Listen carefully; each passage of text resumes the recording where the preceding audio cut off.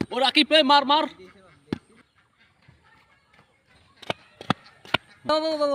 ভাই আমার তো অনেক প্ল্যান আছে, তোমার কি প্ল্যান আছে একটু কও দি ভাই। কাল 14 ফেব্রুয়ারি। 14 ফেব্রুয়ারি? এ তুই কি কয়? হয় ভাই। খেলা বন্ধ, তুই ল আমার লগে এদিকে আয়, বহ। এই যে বই কথা কই, কাল কি প্ল্যান, অনেক প্ল্যান আছে, এদিকে আয়। একটু কও দি টুনি। কোনো চিন্তা নাই, 14 ফেব্রুয়ারির প্ল্যান মানে সেটা একটা বড় প্ল্যান।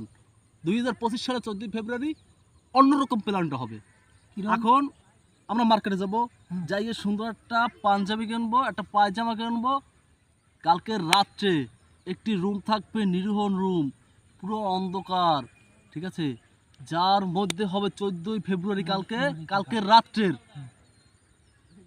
ইবাদত হবে। কালকে সব রাতের রাত, কালকে আল্লাহর ইবাদত হবে ওই রুমে বসে। 14 ফেব্রুয়ারির 2025 সালের এই কাজটা করতেই হবে। চল তুই আমার সাথে এখন যাবি, যাইয়া আমরা দুইজনে দুইটা পায়জামা কিনবো। আর কালকে রাত্রে 14 ফেব্রুয়ারি কোনো কিছু না, অন্য কোনো কিছু না, শুধুই আল্লাহর ইবাদত হবে রুমে বসে, ইনশাআল্লাহ। চলো ভাই, ভাই চলো।